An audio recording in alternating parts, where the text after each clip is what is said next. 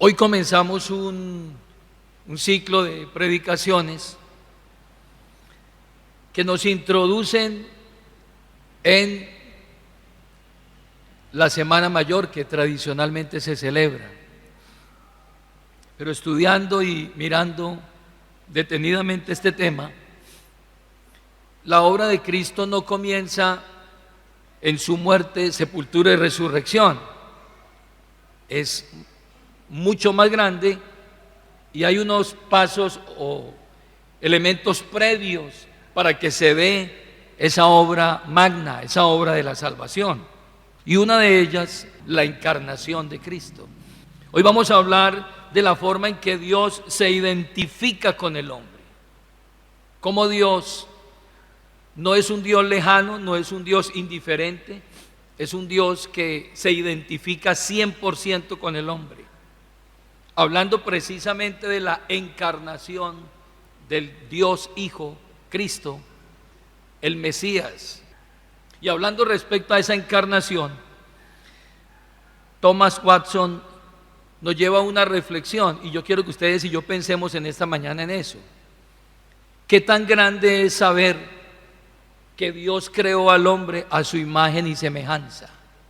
Cuando uno mira el libro de Génesis, capítulo 1, el verso 26, capítulo 2, y ve la forma como Dios crea al hombre y que lo hace una criatura diferente a todas las demás del universo, al punto de poner su imagen y su semejanza en esa criatura, y que al terminar esa creación tan gloriosa como es el hombre y su compañera la mujer a quien sacó de su costado, la Biblia dice que al final él termina diciendo que vio Dios que todo lo que había hecho era bueno en gran manera.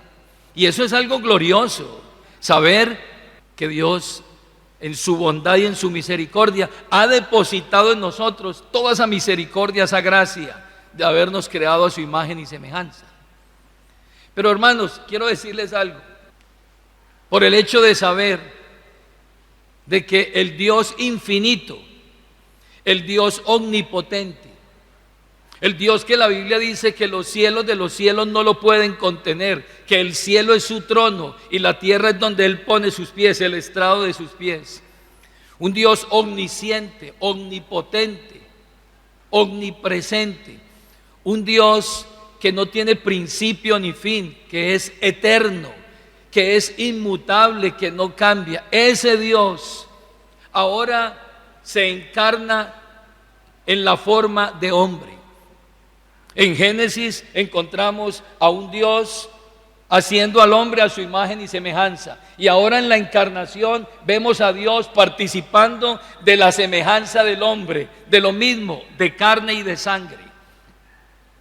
Louis Berkhoff escribe: la iglesia aceptó la doctrina de las dos naturalezas de una persona, hablando de Cristo, no porque este misterio haya sido completamente entendido, sino porque claramente vio en esta un misterio revelado por la palabra de Dios. Nosotros no alcanzamos en nuestra capacidad intelectual de entender ese gran misterio que Pablo habla cuando escribe a Timoteo en el capítulo 3, el verso 16 de primera de Timoteo. Grande es el misterio de la piedad, que Dios fue manifestado en carne. No lo entendemos. Y este autor termina diciendo: esto fue y sigue siendo desde entonces para las iglesias un artículo de fe mucho más allá de la comprensión humana. Nosotros no alcanzamos a entender eso. John Owens escribe: absolutamente ninguna criatura puede comprender el gran misterio de cómo el Dios infinito se hizo hombre, participó de carne y de sangre y de lo mismo. Y de eso vamos a hablar en esta mañana, de cómo ese Dios Hijo que habita en la eternidad, que viene desde la eternidad, entró en el tiempo, entró en el espacio de los humanos y se identificó con ellos absolutamente en todo.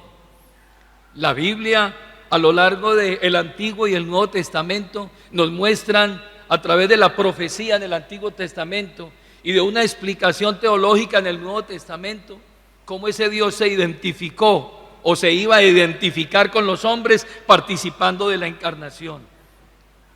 En el Antiguo Testamento, la venida del Hijo de Dios al mundo de los hombres, sin lugar a dudas, es el evento más extraordinario que pueda haber en la historia de la humanidad, en la historia de todos los seres creados. Y es importante ver esa historia de cómo Dios se identifica con la humanidad y se colocó justo en el centro del cristianismo bíblico. Ese es uno de nuestros pilares fundamentales del cristianismo, que Dios fue manifestado en carne. Ninguna otra religión tiene este pilar de cómo ese Dios infinito se identificó con los suyos. Ahora, en la palabra de Dios, en el Antiguo Testamento, hay diversos textos que nos muestran cómo Dios se identificó, o se habría de identificar mejor con sus criaturas a través de la encarnación. Quiero dar algunas referencias en esta mañana. En Isaías capítulo 9, el profeta evangélico Isaías habla en el capítulo 9, hablando de lo que pasaría a través de la encarnación. Y él dando algunos destellos de ese gran misterio, de cómo Dios se identificaría con el hombre participando de lo mismo, escribe estas palabras: porque un niño nos es nacido, hijo nos es dado, y el principado sobre su hombro, y se llamará su nombre admirable, consejero, Dios fuerte, Padre eterno, príncipe de paz. Lo dilatado de su imperio y la paz no tendrá límite sobre el trono de David y sobre su reino, disponiéndolo y confirmándolo en juicio y en justicia, desde ahora y para siempre. El celo de Jehová de los ejércitos hará esto. Isaías, inspirado por el Espíritu Santo, está mostrando entonces ese gran misterio que se daría más de 700 años adelante. Habrían de pasar 700 años para que esta profecía se cumpliera en Cristo Jesús. Y ese profeta, lo que está mostrando aquí, es tanto la humanidad de ese que nacería como la divinidad que habría en él. Estaba mostrando esas dos partes de Cristo, la parte humana y la parte divina. No fue que simplemente Dios vino a la tierra en forma humana. No, es que había un misterio allí en ese hombre Cristo, y es que era 100% hombre y 100% Dios. El texto dice: porque un niño nos es nacido. Y en esta parte la profecía habla de un nacimiento humano real, un misterio que se revelaría en Cristo. Y aunque sería concebido de forma sobrenatural por el Espíritu Santo en el vientre de una virgen, ese Mesías nacería como cualquier otra persona humana. Es decir, tenía un nacimiento sobrenatural, engendrado por el Espíritu Santo, pero nacería como cualquiera de nosotros. Y en esa parte, cuando dice porque un niño nos es nacido, está hablando de su naturaleza humana. Pero lea usted el versículo en su segunda parte, dice: hijo nos es dado. La perspectiva terrenal, la visión terrenal de este versículo muestra cómo no solamente era humano, sino que ahora nos va a decir que ese hijo nos es dado. Nos fue dado ¿por quién? Por el Padre. Si usted lee Juan capítulo 13, el verso 16, dice: porque de tal manera amó Dios al mundo que ha dado a su Hijo unigénito, para que todo aquel que en él crea no se pierda, mas tenga vida eterna. Tiene relación con lo que Isaías está diciendo. Un niño nos es nacido, parte humana. Hijo nos es dado, parte ¿qué? Divina. Ahora agrega el escritor: el principado sobre su hombro. Es decir, el misterio sigue revelando que ese niño tomaría sobre sí la totalidad del gobierno de toda la creación, toda la autoridad del universo estaría sobre él, y por su propio poder, por su propia sabiduría, él gobernaría el universo con soberanía absoluta. Ese niño que nacería, que nos fue dado como hijo, que la responsabilidad de todos, absolutamente todos los reinos, descansarían sobre su hombro. Ese niño que nació en Belén. En Isaías capítulo 9, el verso 6, la segunda parte, dice que se le atribuyen varios nombres o títulos a ese Mesías, mostrando con eso que no solamente iba a ser un niño humano nacido de una mujer, sino que era Dios también quien se manifestaría en carne. Y lo llama la Biblia consejero, admirable, Dios fuerte.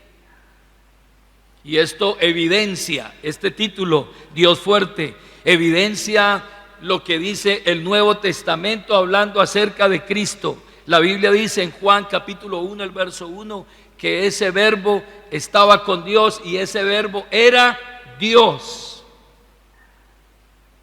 Tito también, Pablo escribe a Tito capítulo 2, el verso 13, dice: nuestro gran Dios y Salvador Jesucristo, dándole soporte a lo que Isaías está diciendo acerca de ese niño que nacería, que sería Dios fuerte. Y Pablo, cuando escribe en Romanos 9:5, dice: Dios sobre todas las cosas, bendito por los siglos.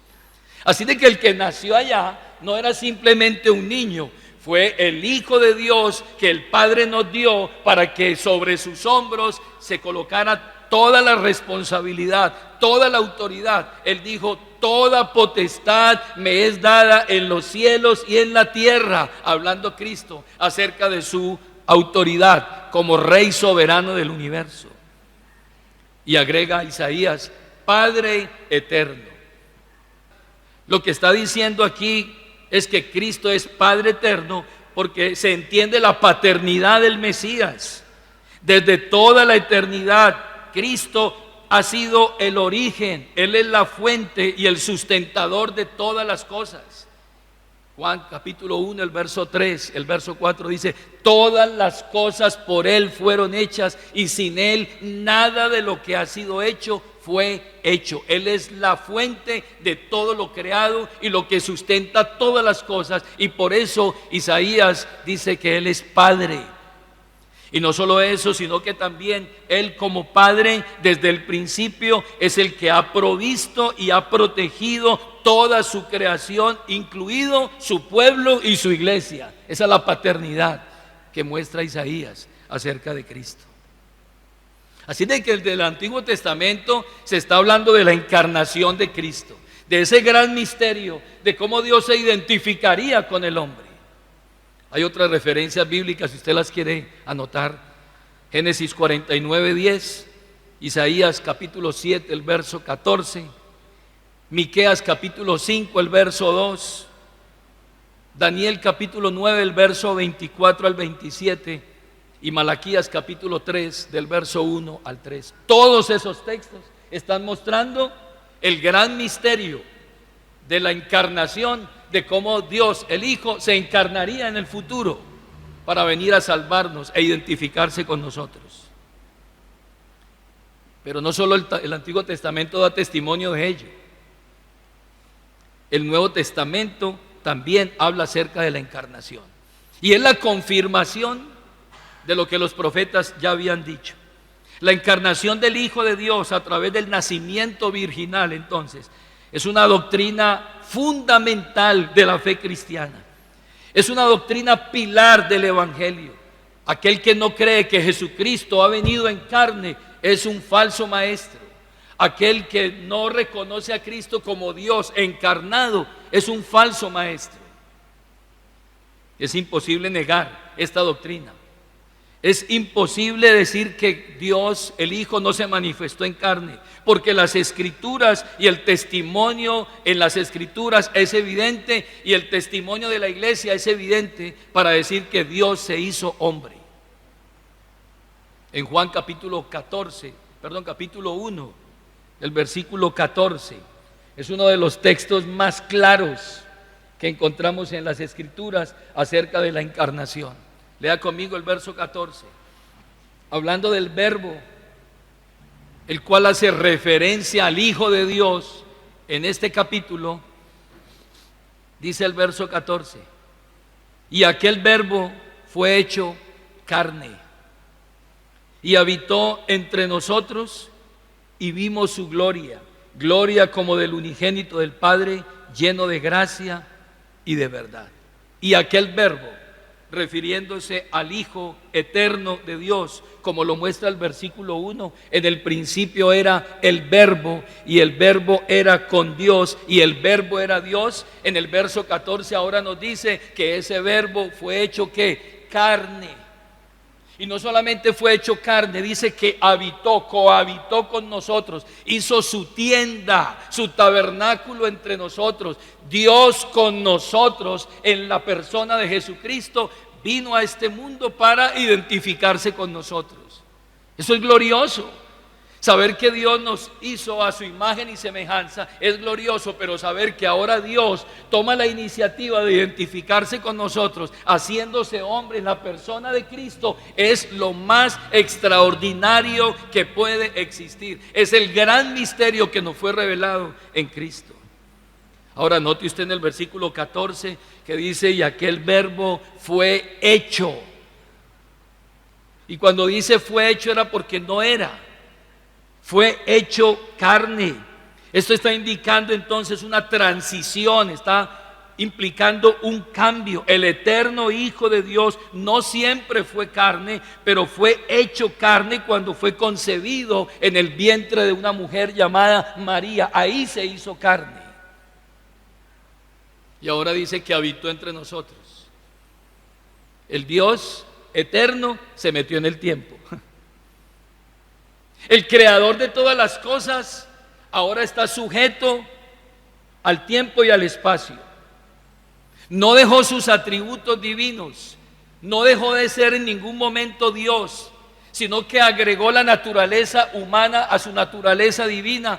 Pero Él era 100% Dios y 100% hombre, porque ya enseguida vamos a mirar cuáles eran los requerimientos de esa encarnación y por qué tenía que ser no parcialmente hombre o parcialmente Dios. No, tenía que ser 100% hombre y 100% Dios. En Mateo capítulo 1, el verso 18, Mateo también habla de este gran misterio que fue mostrado en el verso 18. Cuando se hace el anuncio del nacimiento de Cristo, dice: el nacimiento de Jesucristo fue así. La palabra Jesucristo implica humanidad en Jesús y divinidad en Cristo. Cristo significa ungido, el Mesías. Jesús humano, Cristo divino. Jesucristo, Dios hecho hombre. Verso 18, ese nacimiento fue así. Estando desposada María su madre con José, antes que se juntasen, se halló que había concebido del Espíritu Santo.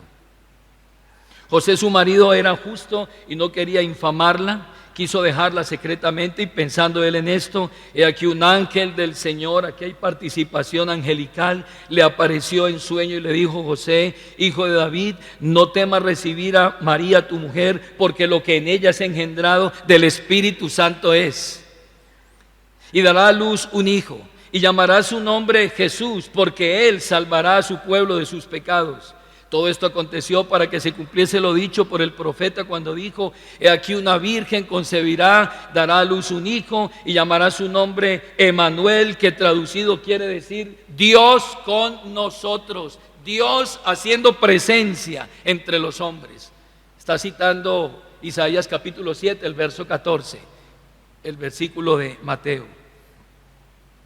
Entonces, hermanos, solamente con pensar que el Dios infinito se mete en el tiempo, que el Dios omnipresente se mete en el espacio, que el Dios que crea todas las cosas, ahora usted lo ve caminando entre nosotros. El Dios que la Biblia dice que no se cansa ni se fatiga con cansancio, verlo ahora junto al pozo de Jacob, cansado del camino.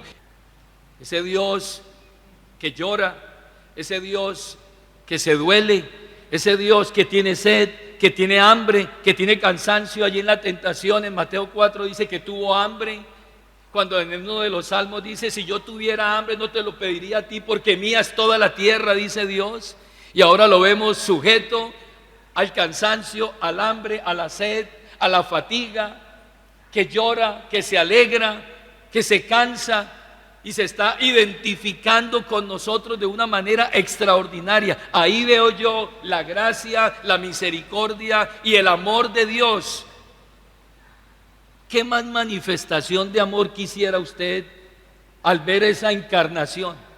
Hermano, sería suficiente, oiga, sería suficiente con solo saber que ese Dios infinito se hizo hombre en la persona de Cristo para nosotros caer de rodillas, derretirnos ante Él diciendo: es un amor muy grande por nosotros. Bastaría solamente esa expresión de Dios a través de la encarnación para nosotros decir: es suficiente con saber eso.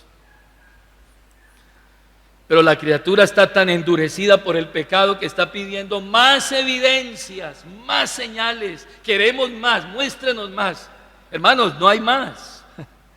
¿Qué más se sigue de un Dios que se identifica con sus criaturas a ese nivel? Dígame usted. No existe.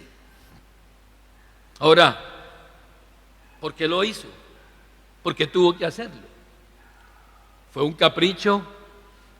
¿Fue simplemente una acción no planeada? No. Eso tenía una razón, tenía que ser así. Y quiero mencionar algunas razones, porque al mirar a lo largo del Nuevo Testamento vemos varias razones por qué Jesús tenía que ser completamente humano. ¿Por qué tenía que participar de lo mismo? ¿Por qué tenía que sentir dolor? ¿Por qué tenía que sentir todo lo que usted y yo hoy sentimos? Si es que iba a ser el Mesías, tenía que ser humano, tenía que ser partícipe de lo nuestro para poder ganar la salvación en favor nuestro. Y vamos a mencionar algunas en esta mañana. Lo primero que hizo que Él se hiciera hombre o se encarnara era para una obediencia representativa. Obediencia representativa. Como ya hemos visto en los pactos que Dios hizo con el hombre, Jesús se convirtió en nuestro representante que obedeció por nosotros. Allí donde Adán no obedeció, allí donde Adán vulneró la ley de Dios, ahora el segundo Adán viene para hacer lo que el primer Adán no hizo.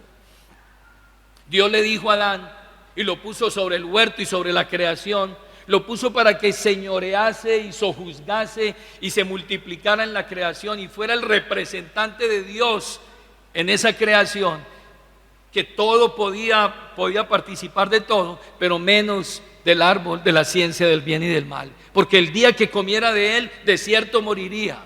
Y este primer hombre, esta primera creación que Dios hace, que tenía la imagen de Dios y la semejanza de Dios, que la Biblia muestra como hijo de Dios según la genealogía presentada por Lucas, entonces desobedece a Dios. Y por causa de la desobediencia vino el pecado al mundo.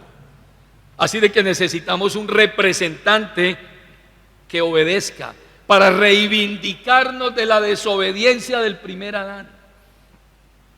Cuando Pablo escribe a los romanos, pero antes, note usted que estando Adán y Eva en el huerto, con toda la comodidad, con todo el esplendor, la belleza hermosa de la creación de ese huerto, desobedecieron. Y ahora viene el segundo Adán, Cristo, para reivindicar a ese primer Adán que desobedeció. Pero ya no lo vemos en un huerto, ya no lo vemos en un lugar espléndido con todas las comodidades. Ahora lo vemos en un desierto, allí en la tentación, en el capítulo 4 del libro de Mateo. El mismo tentador que tentó a Adán en el huerto con toda la comodidad y la complacencia de Dios, ahora vemos al Hijo de Dios encarnado, ya no en un huerto, sino en un desierto, bajo el sol, bajo el cansancio, bajo la fatiga, obedeciendo a Dios. Y ese tentador vuelve a ese segundo Adán para tumbar esa obediencia, a la cual obediencia el Señor dice, Jesucristo dice, no solamente de pan vivirá el hombre, sino de toda palabra que sale de la boca de Dios. Y el tentador volvió a él para decirle que le daría todos los reinos de este mundo si lo adoraba, y él le dijo, al Señor tu Dios adorarás y a Él solo servirás. El primer Adán había caído bajo la tentación y la propuesta de Satanás cuando le dijo que sería como Dios y que tendría todo. Y ahora el segundo Adán se enfrenta a la misma tentación, pero sale que triunfante, porque él debía convertirse en el representante obediente de toda la humanidad para reivindicarnos a nosotros. Romanos 5:18, el verso 19 dice, por tanto, así como una sola transgresión causó la condenación de todos, también un solo acto de justicia produjo la justificación que da vida a todos. Porque así como por la desobediencia de un solo hombre los muchos fueron constituidos pecadores, también por la obediencia de uno solo los muchos serán constituidos justos. Así de que por el pecado de Adán todos fuimos constituidos pecadores, excluidos de la gloria de Dios, destituidos de la gloria de Dios, llamados injustos.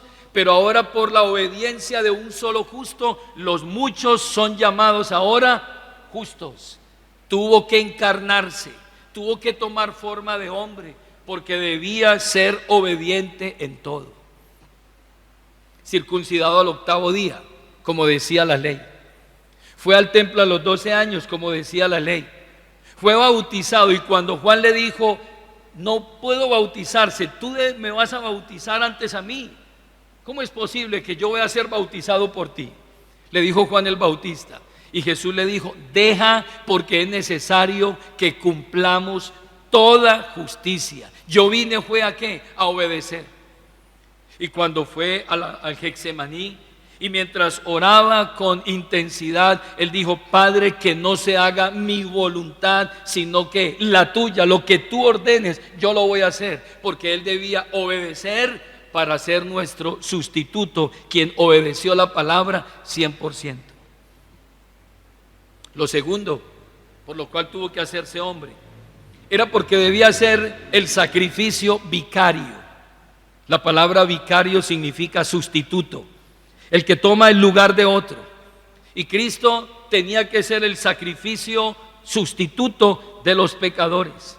Aquí encontramos algo importante, y es que si Jesús no hubiese sido hombre, no hubiera podido morir en nuestro lugar y pagar el castigo que justamente nos correspondía a nosotros.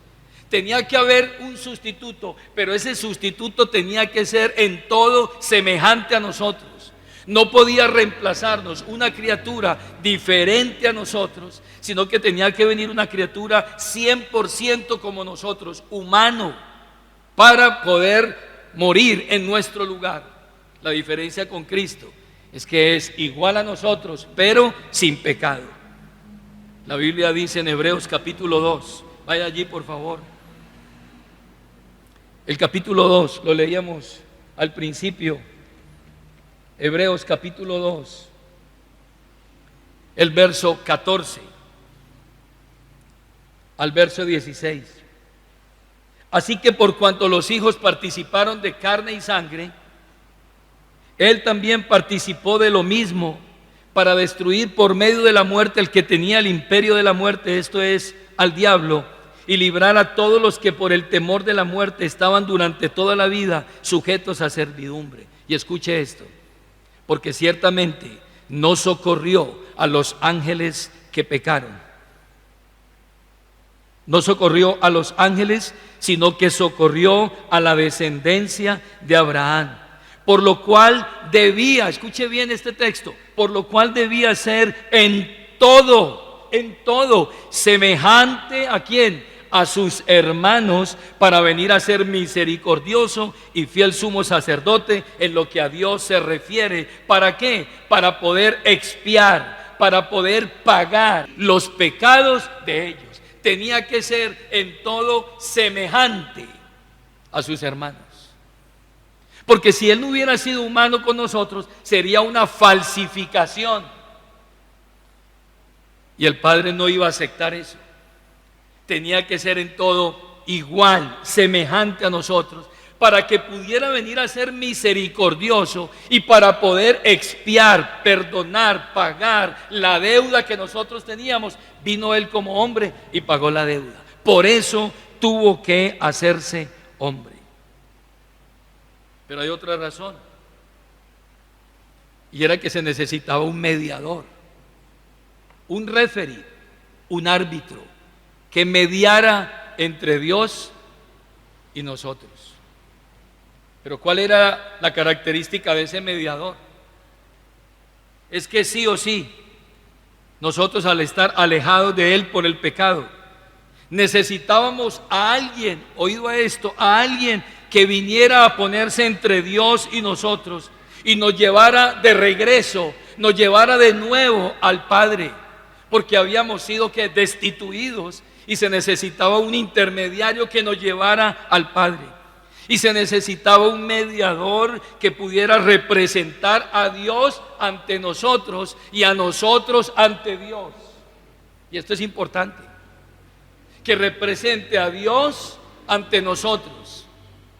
Y si se necesita que represente a Dios ante nosotros, ¿qué debe ser entonces ese mediador? Dios. Y si necesitamos uno que nos represente a nosotros ante Él, entonces ¿qué necesita ser ese que nos va a representar a nosotros ante Él? Hombre. Por eso entonces Él tiene que participar de lo mismo y no solamente ser Dios 100%, sino que tiene que ser hombre 100% para ponerse en medio del pecador y en medio de Dios para reconciliarnos con Dios el Padre. Dice Romanos capítulo 5, el verso 1: justificados pues por la fe, tenemos paz para con Dios por medio de Jesucristo. Y cumplió. Vaya ya primera de Timoteo, capítulo 2, el versículo 5. Hermanos, a veces tomamos esto tan livianamente y no dimensionamos las implicaciones de esa encarnación y decimos, sí, el Señor vino, pero eso tiene una profundidad enorme. Dice el capítulo 2 de primera de Timoteo, el versículo 5, hablando el apóstol Pablo, dice: porque solo hay un Dios y un solo mediador entre Dios y los hombres, Jesucristo, hombre. Y aclara, Jesucristo, hombre. Es decir, era hombre, pero era también Dios, porque se necesitaba reconciliar a la divinidad con la criatura, al Dios infinito con el hombre finito, con el Dios santo con el hombre caído, y se necesitaba entonces esa reconciliación. Y a fin de cumplir con esta función de mediador, entonces Jesús tenía que ser completamente hombre y completamente Dios. Ese es el misterio de la piedad, de cómo Dios se identifica con nosotros. Pero también necesitábamos un modelo a seguir. Hermanos, vaya a Romanos capítulo 3, el verso 10. Cuando usted busca un prototipo, busca un modelo a seguir, escuche bien, un modelo a seguir.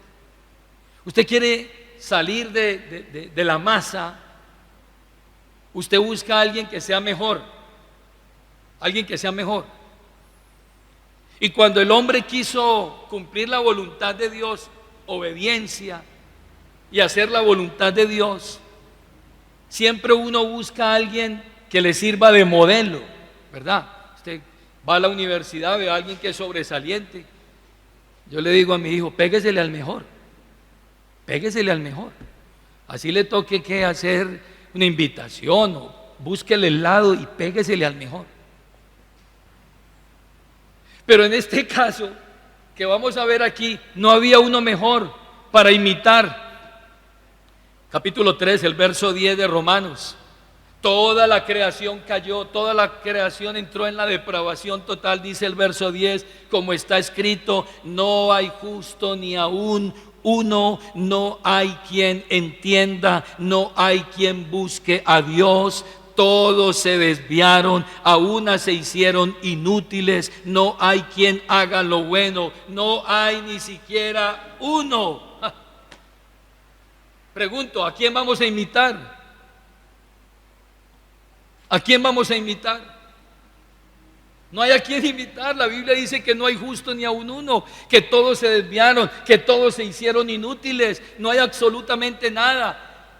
Y es una de las razones por las cuales Cristo, el Hijo de Dios, se encarnó, porque necesitábamos un modelo a seguir, un prototipo de obediencia para nosotros poder ser imitadores de Él y a su vez poder cumplir la ley de Dios. La Biblia dice que el que permanece en Él, hablando de Cristo, debe vivir como Él anduvo. Dice Juan, primera de Juan 2:6. Entonces Cristo se convierte en nuestro ¿qué? En nuestro modelo a seguir. Él ha dejado unas pisadas para que nosotros sigamos sus pisadas. Y por eso fue necesario que Él se hiciera hombre, para dejarnos ejemplo. Pablo nos dice que somos transformados a su semejanza, como dice 2 de Corintios 3:18. Y de esa forma vamos a progresar hacia la meta, la cual meta es que nosotros seamos semejantes a la imagen de su Hijo. Dios no tiene otro propósito con usted, sino llevarlo a usted, escúcheme bien, llevarlo a usted, a que usted sea semejante a su Hijo Jesucristo. Ese es el propósito de Dios por excelencia. El propósito de Dios no es que usted sea rico, como lo pintan algunos predicadores. Pero el propósito de Dios es que nosotros seamos hechos conforme a la imagen de su Hijo, para que Él sea el primogénito entre muchos hermanos. Ese es el propósito de Dios. Algunos todavía están buscando libros en las librerías, dicen, ¿cuál es el propósito de Dios? Y hay títulos sugestivos que son bestseller y venden, porque la gente todavía piensa que la voluntad de Dios está perdida y que hay que buscarla. Mis hermanos, la voluntad de Dios no se ha perdido, la voluntad de Dios no está extraviada, la voluntad de Dios está clara en las Escrituras. Pablo dice que nosotros fuimos predestinados conforme a la voluntad de Él. ¿Para qué? Para que nosotros seamos hechos conforme a la imagen de su Hijo, para que Él sea el primogénito entre muchos hermanos. Ese es el propósito de Dios. Y para eso se hizo Dios el Hijo hombre, para que tuviéramos ¿qué? Un modelo a seguir, para que seamos imitadores, como dice el apóstol Pedro. Primera de Pedro 2:21. Cristo sufrió por ustedes, dándoles ejemplo para que sigan sus pisadas. Si no había justo ni aun uno, si todos se desviaron y estaban destituidos, ¿a quién vamos a seguir? Dios envía a su Hijo y dice: este es mi Hijo amado, en quien tengo complacencia. A Él óiganlo, a Él síganlo, a Él imítenlo. Para eso se hizo Dios el Hijo hombre. Y finalmente, Él se hace hombre para compadecerse de nosotros. Increíble esto, compadecerse de nosotros. Y yo aquí veo la bondad de Dios, un Dios compasivo. Pero hermanos, el amor que Dios ha mostrado aquí para con nosotros, la compasión que tiene con nosotros. El Salmo dice que así como se compadece el Padre de los hijos, se compadece Jehová de los que le temen, porque Él se acuerda de que somos polvo. Ahora entonces permite que Dios el Hijo se humane, participe de lo mismo, para que venga a ser compasivo, misericordioso. Hermano, a Él le dolió como a usted le duele. Él sintió la tristeza, el dolor, la angustia, la decepción, todo lo que usted pueda imaginarse en su vida, que ha pasado por su vida, desengaños, tristezas, traiciones, todo lo vivió Él con un objetivo: venir a ser compasivo y misericordioso con nosotros. Lo leíamos, Hebreos 2:18, volvamos allí. Dice la Biblia, desde el verso 17: por lo tanto, debía ser en todo semejante. No dice debía ser en todo semejante a los humanos. No dice tenía que ser en todo semejante a los habitantes de la tierra. No. Aquí dice tenía que ser en todo semejante. ¿Qué dice el texto? A sus hermanos. ¿No siente el amor, la compasión, la gracia de Dios ahí? Tenía que ser en todo semejante a sus hermanos. ¿Para qué? Para venir a ser misericordioso. Ahora nos llama ¿qué? Hermanos. Ese ya es el límite del límite. Eso ya es la tapa, cuando, como dicen, los llama hermanos. Y dice, para venir a ser misericordioso y fiel sumo sacerdote en lo que a Dios se refiere para expiar los pecados del pueblo. Verso 18, a esto me refería. Pues en cuanto Él mismo padeció, sufrió los padecimientos, sufrió los dolores, sufrió absolutamente toda la miseria producto del pecado, no de Él, sino del pecado que se cargó en sí mismo. Toda la consecuencia del pecado cae sobre Él. Él padece siendo tentado. Ahora dice, es poderoso para socorrer a los que son tentados. Usted está viviendo ¿qué en este momento? Una angustia. Yo quiero decirle, Él participó de eso. Y Él sabe qué es lo que usted está viviendo en este momento. La tristeza por un hijo, la decepción por una persona que de pronto nos engañó y tomó ventaja de nosotros. Él sabe qué es eso. Él sabe un momento de escasez cuando tuvo hambre allí en el desierto. Él sintió la angustia, Él sintió el peso de la enfermedad en la cruz, porque dice que sufrió nuestros dolores y nosotros le tuvimos por azotado de Dios y herido. Dice que por cárcel fue quitado y su generación ¿quién la contará? Y fue puesto allí como un malhechor, el justo por los injustos, el inocente, el que no hizo pecado, pero fue vituperado y fue menospreciado. Y los falsos testigos atestiguaron contra Él, lo llevaron injustamente. Todas esas injusticias Él las vivió, y Él es poderoso para librar a los que son tentados y socorrerlos. Así de que no tenemos un Dios lejano, no tenemos un Dios apático e indiferente, sino que tenemos un Dios que ahora participa de lo mismo y se identifica 100% con nosotros. Hoy, hermanos, podemos levantar nuestra mirada, orar a Dios y tener comunión con Él a través de Jesucristo y decir, Padre, yo estoy viviendo esta situación complicada. Tengo un problema, tengo una dificultad, tengo una tentación, tengo una carga, tengo una angustia que me agobia. Necesito que tú me ayudes. Y dice la Biblia que Él conoce nuestra condición. Por esa razón y por las que ya hemos citado, el Hijo de Dios se hizo hombre para poder venir a salvarnos. Estemos en pie en esta preciosa mañana. Yo no sé si usted en esta mañana siente gratitud hacia ese Dios que la Biblia llama Emanuel, que traducido quiere decir Dios con nosotros. Usted puede orar hoy, porque uno en medio de la prueba, uno se siente solo.